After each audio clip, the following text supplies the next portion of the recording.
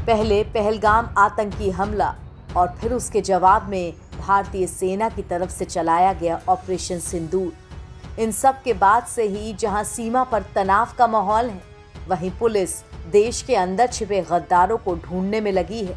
उन गद्दारों को जो देश में रहकर पड़ोसी मुल्क तक खबरें पहुंचाते हैं। इसी कड़ी में उत्तर प्रदेश एटीएस की टीम ने पाकिस्तान के लिए जासूसी करने के आरोप में रामपुर के कारोबारी शहजाद को मुरादाबाद से गिरफ्तार किया है। पकड़ा गया कारोबारी भारत पाकिस्तान के बीच कॉस्मेटिक्स, कपड़े और मसालों का अवैध रूप से कारोबार करता था। बताया जा रहा है कि इसी की आड़ में शहजाद पाकिस्तान की खुफिया एजेंसी आईएसआई के लिए भी काम कर रहा था। एटीएस ने पाकिस्तानी खुफिया एजेंसी आईएसआई के इशारों पर जासूसी करने वाले रामपुर निवासी शहजाद को रविवार को गिरफ्तार किया। वो आईएसआई के कई हैंडलर्स के संपर्क में था और गोपनीय सूचनाएं उन तक पहुंचा रहा था। साथ ही हैंडलर्स के इशारे पर आईएसआई के कई एजेंट्स को पैसे भी पहुंचाता था। वो जासूसी के लिए कुछ लोगों को पाकिस्तान भी भेज चुका था।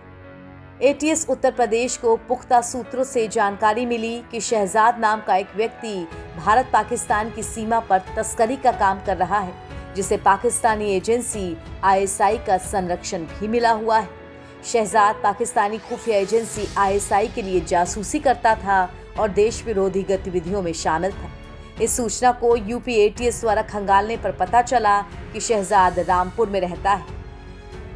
अब तक मिली खबरों के मुताबिक शहजाद बीते कई वर्षों से पाकिस्तान आता जाता है और चोरी छुपे भारत व पाकिस्तान के बीच कॉस्मेटिक्स, कपड़े, मसाले व अन्य सामान का अवैध रूप से सीमा के आर और पार कारोबार करता है और इसी आड़ में पाकिस्तानी खुफिया एजेंसी आईएसआई के लिए भी काम करता है। शहजाद का पाकिस्तानी खुफिया एजेंसी आईएसआई के कई एजेंट से भी अच्छा संबंध है, जिससे वो लगातार संपर्क में है।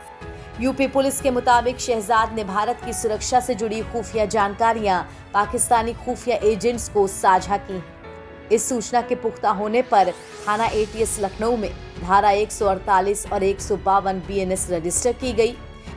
एटीएस की जांच में ये भी सामने आया है कि शहजाद पाकिस्तानी खुफिया एजेंसी आईएसआई के कहने पर कई बार भारत में मौजूद उनके एजेंट्स को पैसा भी उपलब्ध कराता था।